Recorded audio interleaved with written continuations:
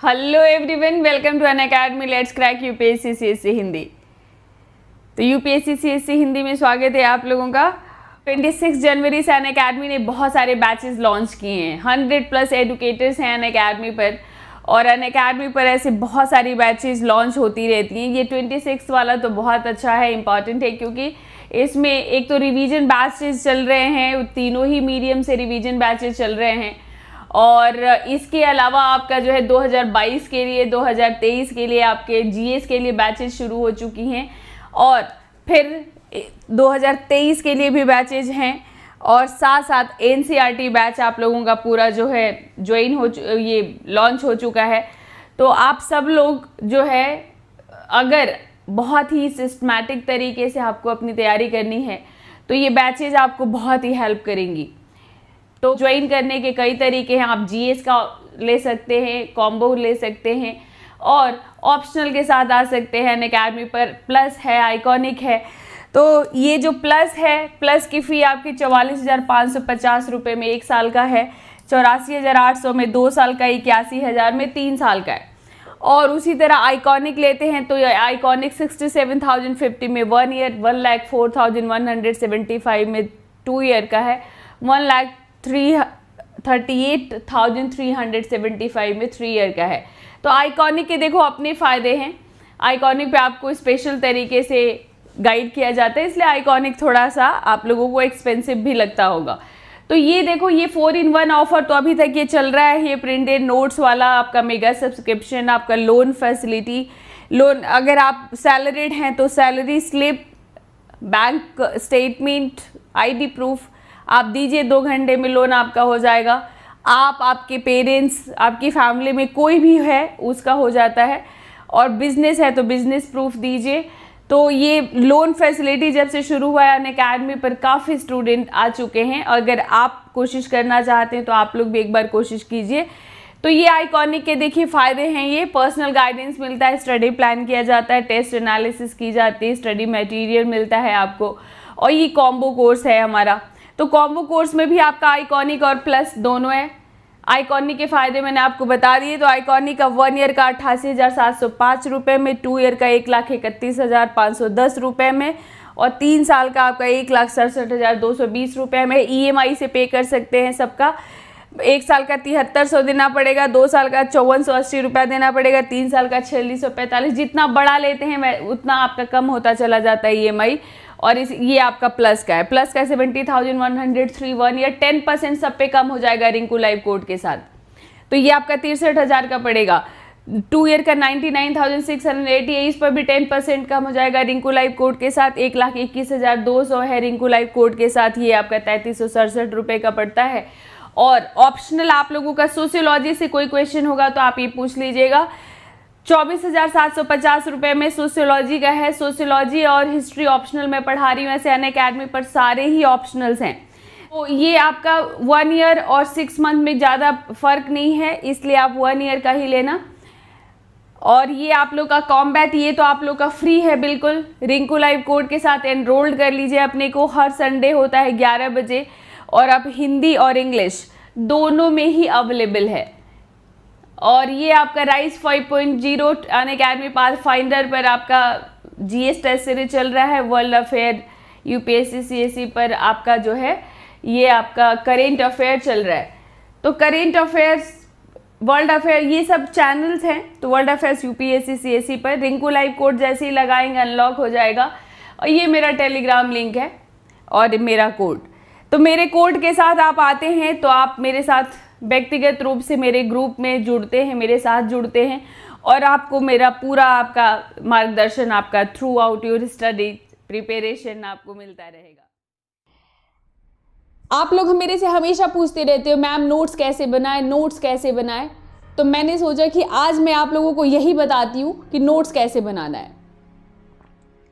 तो वैसे तो मेरा मुख्य रूप से फोकस था कि मैं आपको हिस्ट्री का बताऊं, लेकिन आप ये तरीका सारे ही सब्जेक्ट्स के लिए अपना सकते हो।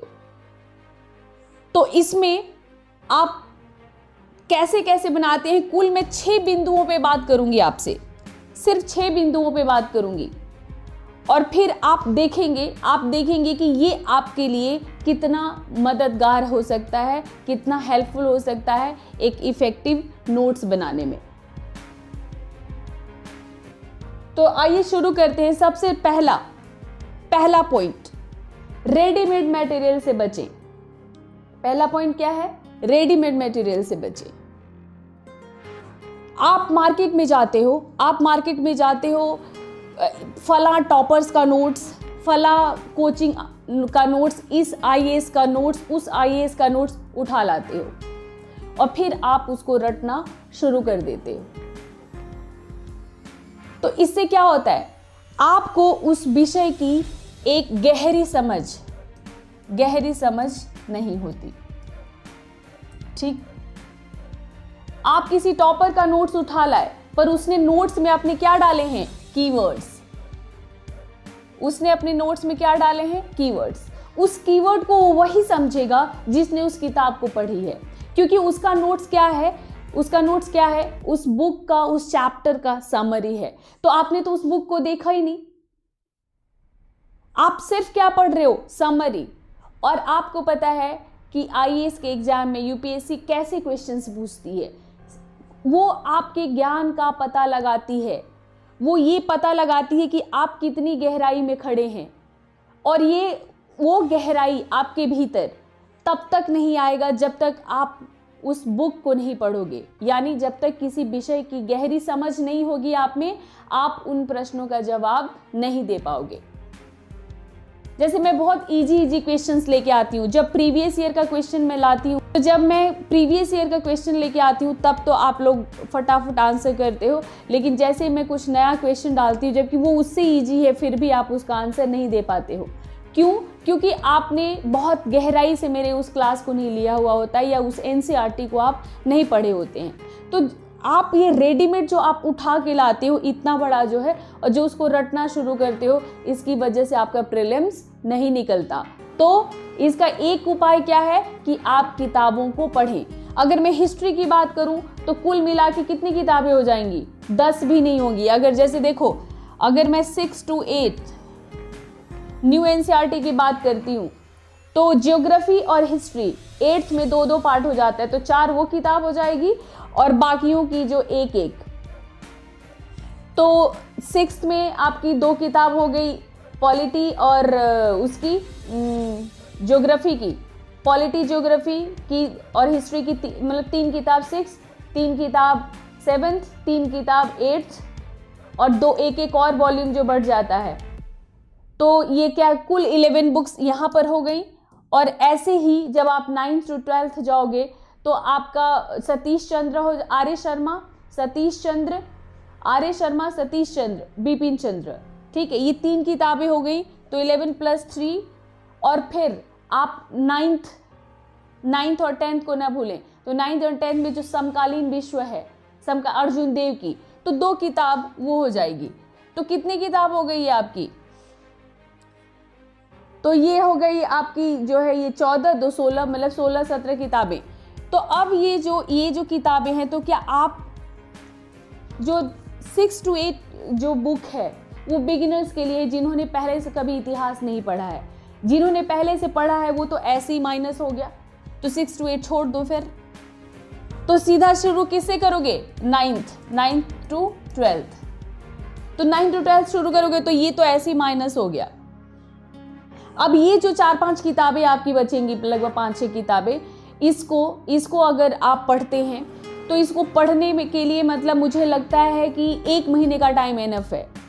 1 महीने में आप इसको पढ़ भी जाओगे और नोट्स भी बना लोगे, अगर सीरियसली पढ़ोगे तो। और जो बिगिनर्स हैं, जिनको 6 to 8 पढ़ना है, वो एक क्लास 6 की एक एंशिएंट हिस्ट्री की जो बुक उठाएंगे 2 दिन से ज़्यादा नहीं चाहिए आपको। 2 दिन में आपकी एक बुक खत्म होगी अगर पढ़ना चाहोगे तो। और 2 दिन में क्या, मतलब 2 दिन में इसको अगर आपने 2 घंटे दिया तो खत्म हो जाएगी ये बुक। इस बुक में दम ही नहीं है, सारे पिक्चर्स हैं बस। अब इन सारी किताबों को पढ़े बिना कोई चारा नहीं है, आप इसको पढ़ें, इसी से अपने नोट्स बनाएं, रेडीमेड मटेरियल ना लाएं, ठीक है। जैसे होता है ना कि आपको क्या होता है कि रेडीमेड मटेरियल ला रहे हो, सब कुछ एकदम पॉइंटेड दिख रहा है, आपको बहुत अट्रैक्ट करता है, बहुत अट्रैक्ट करता है ये, लेकिन आपको वो अट्रैक्ट तो करता है लेकिन वो टिकाऊ नहीं होता, ये चाइनीज माल होता है। ये जो देख सस्ता भी है, मेहनत कम है तो सस्ता है, देखने में भी बहुत अच्छा है, लेकिन जब इसको यूज करना शुरू करोगे तो कितने दिन चलेगा। ठीक है, तो चाइनीज माल मत लेके आओ। ठीक है। सेकंड, टॉपिक को पहले पूरी तरह समझें। टॉपिक को पहले पूरी तरह समझें। आपका नोट्स पूरे टॉपिक का 20 to 30% से ज्यादा नहीं होना चाहिए। जैसे आप क्या करते हो, कि जैसे आपने बुक लिया आपने, तो अब जैसे आपने मान लो कि गुप्ता पीरियड ही ले लिया, गुप्त काल। ठीक है, गुप्त काल लिया आपने। अब उसके बाद संस्थापक श्री गुप्त। ठीक है, फिर आपने कहा चंद्रगुप्त प्रथम, फिर चंद्रगुप्त प्रथम के बाद फिर समुद्रगुप्त, फिर चंद्रगुप्त द्वितीय, कुमार गुप्त, स्कंद गुप्त, पूरी वंशावली लिख डाली, इसने ये किया, इससे युद्ध हुआ, इसकी पत्नी का नाम ये, और ऐसे पूरा आप बनाना शुरू कर देते हो। और लिखते लिखते लिखते कितने पन्ने का हो गया ये। कई बार तो ऐसा होता है कि 5-5, 7-7 पन्ने का आपने लिख डाला, तो वो किताब से कम कहाँ रहा आपके लिए, आपने पूरी किताब ही लिख डाली। और एक तो आप क्या करते हो, आप बुक खोल के बनाते हो, किताब आप खोल लेते हो, उसको जो है आप अंडरलाइन करते हो। पहली बार में सबसे बड़ा प्रॉब्लम, पहली बार में ही आप अंडरलाइन करना शुरू कर देते हो। तो पहली बार में तो किसी भी बुक को अंडरलाइन मत करो, हाईलाइट मत करो। उस किताब को या उस टॉपिक को कम से कम 2 बार पढ़ो, कम से कम 2 बार। और दूसरी बार में ही कोई भी जो भी आपको इंपॉर्टेंट लगता है वो दूसरी बार में ही आप अंडरलाइन करो, ताकि दूसरी बार में सिर्फ अंडरलाइन चीजों को आप पढ़ो। और जब उसका नोट्स बनाते हो तीसरी बार में, आप जब तीसरी बार में नोट्स बनाते हो तो जितने अंडरलाइन किए हैं सारे नहीं लिखने हैं आपको। आपका नोट्स किसी भी, मतलब आपका गुप्ता पीरियड का नोट्स आपका एक A4 शीट पर आ जाना चाहिए, एक A4 शीट पे। वैसे ही अगर आप एक मतलब मॉडर्न हिस्ट्री का कोई भी टॉपिक लेते हैं, तो अगर मान लो आप गांधी ही लेते हैं, गांधी, तो एक शीट पे आपको गांधी के मतलब साउथ अफ्रीका से 1915 में आए थे, 9 जनवरी 1915, तब से लेकर कि जितने उन्होंने लॉन्च किए वो सब एक पन्ने पे आ जाए। और अगर गांधी की फिलॉसफी लिखते हो तो आप फिलॉसफी पूरा आप लिखोगे। तो फिलॉसफी कैसे लिखोगे आप, बुक में देख के बिपिन चंद्रा में अंडरलाइन करके कॉपी करोगे? नहीं, कॉपी नहीं करना है, वो भी अपने लैंग्वेज में लिखना है, अपनी भाषा में। और जैसे ही अपने लैंग्वेज में अपनी भाषा में लिखना शुरू करोगे वो शॉर्ट हो जाएगा। तो कुल मिला के किसी भी तरह से नोट्स आपके शब्दों में होना चाहिए, आपके शब्दों में, आपके in your own words. Notes छापना नहीं है, नोट्स बनाना है। और नोट्स कैसे बनाओगे, पहले टॉपिक को पढ़ोगे, समझोगे, और जो समझ लिया है उसका कीवर्ड बेस्ड बनाओ। जब कीवर्ड बेस्ड बनाओगे तो ये आपका किसी भी तरह से जो है 20% से 30% से ज़्यादा नहीं होना चाहिए। फिर वो नोट्स नहीं रहा, फिर वो किताब बन जाएगा, पूरा का पूरा छाप गए तो। ठीक है, फिर क्या है, टॉपिक पर आए हुए, टॉपिक पर आपने 20% 30% से ज़्यादा नहीं होना चाहिए। पर नोट्स क्या बनाओगे आप, क्या लिखोगे उसमें? मैंने कहा कि 20% से 30% से ज़्यादा नहीं होना चाहिए, मैक्सिमम 30% होना चाहिए। कोशिश करो कि 20% हो, 20% हो पूरे टॉपिक का, पूरे चैप्टर का। पर अब उस 20% में क्या लिखोगे आप, क्या लिखोगे? तो ये देखो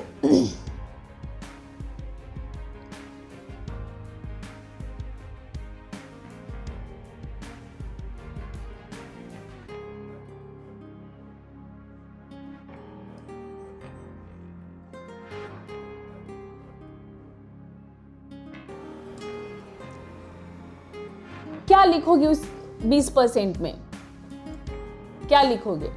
तो देखो, जो लिखना है आपको, जो लिखना है, एक सेकेंड,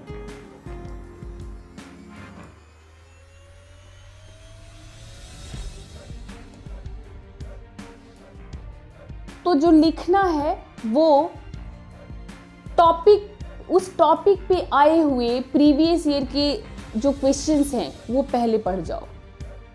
जैसे मान लो जैसे ही आपने उठाया, तो आपने अगर उठाया ये, उस समय आपको पता है कि 1857 1857 की क्रांति से पहले, 1857 की क्रांति से पहले बहुत सारे विद्रोह हुए।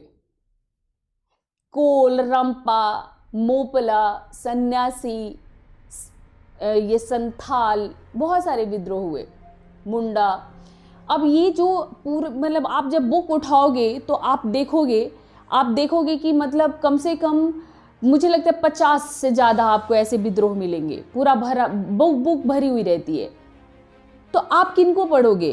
क्या सारे सबको पढ़ना है, या 1857 की ही क्रांति लिया तो उस 1857 की क्रांति पे आता कैसा है, प्रश्न आता है भी कि नहीं आता है? तो पहले आप प्रीवियस ईयर के पेपर को देखो, और प्रीवियस ईयर के पेपर को देखने के बाद उस टॉपिक में आप एक चीज पहले ये समझ बनाओ कि यहाँ इस टॉपिक में इसी सेक्शन से प्रश्न आता है, बार बार आता है, बदल बदल के आता है, लेकिन बार बार इसी सेक्शन से आता है। तो फिर आप उसी पे बेस्ड वो नोट्स आप बनाओगे। ठीक है, उसी पर बेस्ड। तो नोट्स कैसे बनाओगे? ये फाइंड आउट करके कि इंपॉर्टेंट सेक्शन कौन सा है, और इस पे सबसे ज्यादा, इस टॉपिक में, इस चैप्टर में सबसे ज्यादा प्रश्न कहाँ से आए हैं। ठीक है, तो ऐसे नहीं बनाना है। किसी भी टॉपिक पर समय मत बर्बाद करो अपना, स्मार्ट स्टडी करो। तो नोट्स भी आप स्मार्ट बनाओ। ठीक है, ताकि कल को आप सेलेक्ट हो जाओ तो आपके नोट्स से लोग पढ़ें। करेंट अफेयर पे भी आप इसको, करेंट अफेयर्स पे भी ऐसी अंडरलाइन कर सकते हो, आप ऐसी पढ़ सकते हो। करेंट अफेयर्स में भी आप ये देखो, करेंट अफेयर्स में आप देखो कि मतलब सबसे ज़्यादा, जैसे अभी इंपॉर्टेंट कौन सा है, इंपॉर्टेंट आपको पता चल जाता है। आपको पता है राजनीति पे नहीं आता प्रश्न, राजनीतिक गॉसिप पे प्रश्न नहीं आता है। तो जो पॉलिसीज हैं, जो आर्थिक तरक्की है, जो समाज के कुछ ऐसे मुद्दे हैं जिन पर आप देखो कि मेंस में भी पूछा जाता है कि आपकी क्या राय है, और उसी तरह से आपसे जो है प्रीलिम्स में भी अगर ऐसा पूछा जाता है तो वो जो अखबार पढ़ते हो उसी को अंडरलाइन कर लो। अखबार पे अंडरलाइन कर लिया, न्यूज़, फिर उसी खबर को आप टीवी पर सुनोगे। हाँ, फिर उस पे आपको आपकी कोचिंग से नोट्स मिलेगा, मैं पढ़ाऊंगी, या फिर कहीं से आप एक मैगजीन लेते हो, तो वही खबर जब पढ़ते हो तो आपके दिमाग में ये तो छन के आ ही जाता है कि बेसिकली इस टॉपिक पे क्या मुझे याद रखना है, और फिर उसको अपने हाथ से लिख लो। ठीक है, तो इस तरह से आप सब्जेक्ट वाइज, तो अगर मैं हिस्ट्री की बात करूं तो आप ऐसे ही करोगे। इसके बाद आता है नोट्स बनाओगे कैसा। पूरा ऐसे भर देते हो आप, कई पन्ने रंग गए। फिर आपकी बुक, आपकी नोट्स में और उस बुक में क्या फर्क है, क्या फर्क रहा? तो मैं ये कहना चाहती हूं आपको कि कभी भी लीनियर नोट्स मत बनाओ। जैसे देखो, लीनियर नोट्स बनाने से क्या होगा कि आपने बुक खोल दी। लीनियर नोट्स तो आप तभी बनाओगे, नहीं तो, क्योंकि कभी भी आप अगर खुद से नोट्स बनाओगे तो आप लीनियर नहीं बनाओगे। तो अब बुक खोल के देख के जो आप नोट्स बना रहे हो, तो उससे कोई फायदा नहीं है। और आप पता है, आप कई बार आप फील करना कि आपने किताब खोल दिया है, अंडरलाइन कर दिया, उसको ऐसे छाप रहे हो और दिमाग में कोई और थॉट चल रहा है, दिमाग में उस समय पैरेलली कोई और थॉट चल रहा है। आप जो लिख रहे हो वो आपके दिमाग में भी नहीं है, क्योंकि आप देख रहे हो, छाप रहे हो, देख रहे हो, छाप रहे हो। और जैसे ही आप बुक को बंद कर देते हो, बुक को 2 बार पढ़ के, क्या किया आपने, याद रखना कैसे नोट्स बनाना है। तो जिस भी टॉपिक को आप पढ़ते हो, रेडीमेड मटेरियल नहीं यूज करना है। फिर जिस भी टॉपिक पे आप नोट्स बनाने जा रहे हो, उस टॉपिक को 2 बार पढ़ो, तीसरी बार में उस पर लिखना शुरू करो पूरी तरह समझ के। और जब लिखना शुरू करते हो तो बुक बंद होना चाहिए। ठीक है, बुक को थोड़ा दूर रखो, पास रखोगे ना तो ऐसे झांकोगे, थोड़ा सा खोल के ऐसे झांकोगे, फिर बंद कर दोगे। ये साइकोलॉजिकल होता है। बुक को दूर रख दो और फिर उसको नोट्स बनाना शुरू करो, फिर लिखना शुरू करो। और लिखोगे क्या, तो मैंने बताया कि उस पे पूरा एग्जैक्ट उस टॉपिक पे आपको आइडिया होना चाहिए कि इस टॉपिक से कैसे कैसे क्वेश्चंस आए हैं, आपका सिलेबस क्या कहता है और इस टॉपिक पे क्वेश्चंस कैसे कैसे आए हैं। और अब जब आप लिखना शुरू करोगे तो फिर लीनियर नहीं, ऐसे नहीं करना है, ऐसे नहीं बनाना है। ऐसे करोगे तो टाइम ज़्यादा लगेगा, ये पूरा भर जाएगा आपका, आपकी कॉपी भर जाएगी। कल को कोई इसमें मॉडिफिकेशन भी करना होगा आपको, जैसे कुछ और इम्पॉर्टेंट आपने पढ़ लिया तो कुछ और इसमें ऐड करना है तो वहाँ जगह नहीं है ऐड करने का, क्योंकि आपने पूरा भर डाला है। और फिर इस लिखने में क्या होता है ना कि जैसे कैसे क्लास में, जैसे आप मान लो कि ऐसे जैसे आप ऐसे पढ़ते हो, ऐसे मान लो कि अपनी टेबल चेयर पे, क्यों कहा जाता है पढ़ने के लिए, आप बेड पे ऐसे बैठ जाओगे रजाई ओढ़ के, ऐसे ऐसे नींद आ गई। अगर वही टेबल चेयर पे बैठ के एकदम अलर्ट होके आप पढ़ोगे तो फिर नींद नहीं आएगी। उसी तरह से लीनियर जब बनाते रहते हो तो बनाते बनाते थोड़ा एक लेथार्जिक सा एक वो आ जाता है।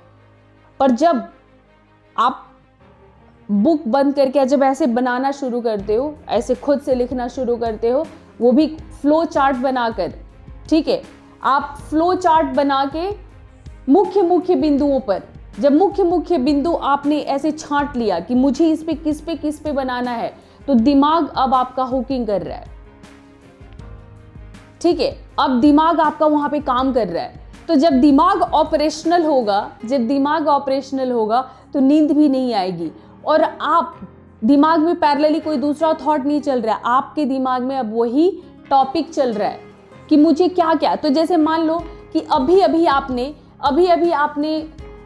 अगर मैं बोलूं आपको मौर्य पीरियड पढ़ लिया है, अभी आपने मौर्य पीरियड खत्म किया है, तो मौर्य पीरियड खत्म करते ही आपने किताब बंद करके रख दिया।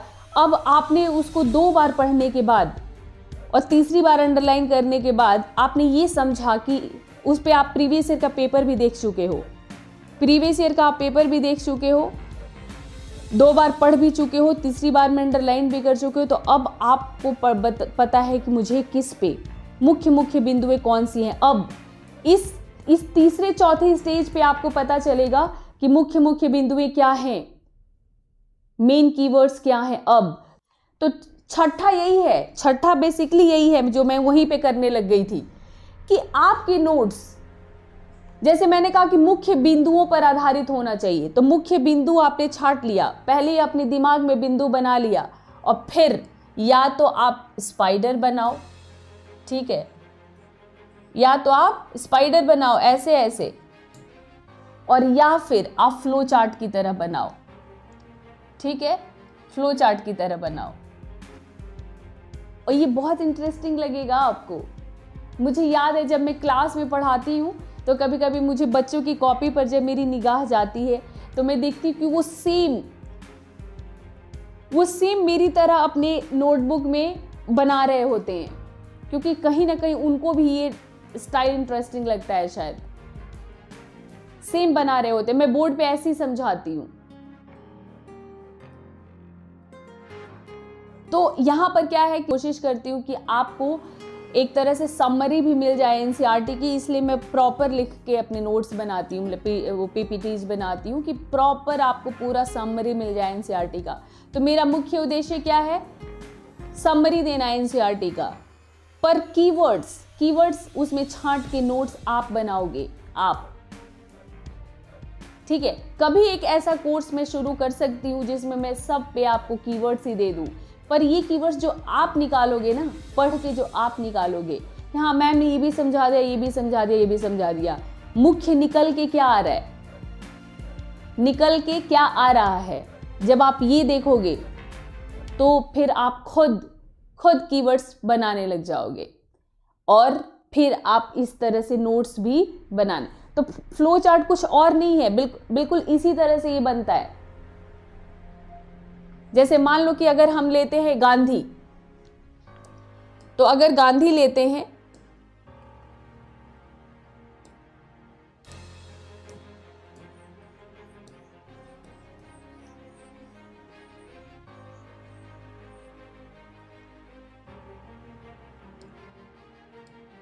तो यहां पे लिख दिया गांधी।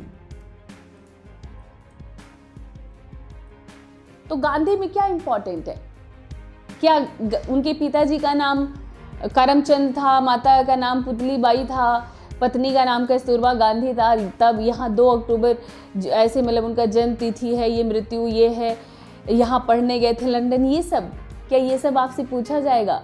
किसका एग्जाम देने जा रहे हो आप? तो ये सब तो आपको ऐसी याद है, ये सब तो आपको ऐसी याद है। तो अब आपको याद, गांधी पे आपको पढ़ना क्या है? तो गांधी पे आपने एक तरफ आपने किया गांधी पर, कि इनको गांधी पे आपने कई बार जब पढ़ोगे तो आप क्या वो महसूस करोगे कि एक फेज गांधी का शुरू होता है दक्षिण अफ्रीका में। दक्षिण अफ्रीका,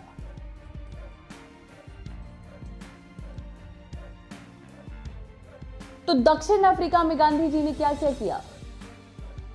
और दूसरा फेज शुरू होता है जब गांधी भारत आते हैं, भारत में, ठीक है। तो गांधी की वापसी भी यहां पर लिख सकते हैं, गांधी का भारत आगमन, गांधी का भारत आगमन। कब आए, आने के बाद उन्होंने क्या क्या किया? फिर गांधी की फिलॉसफी तो खैर लिखने वाली चीज है, कीवर्ड नहीं डालेंगे आप। यहां पे डालो मुख्य उनके आंदोलन, मुख्य कार्य या कार्य डालो, कार्य डालोगे तो जितनी उन्होंने मैगजीन्स निकाले, जितनी किताबें लिखी वो भी डाल दोगे एक में, और एक में जितने उन्होंने आंदोलन यहाँ पर छेड़े वो सब यहाँ पे लिख दो।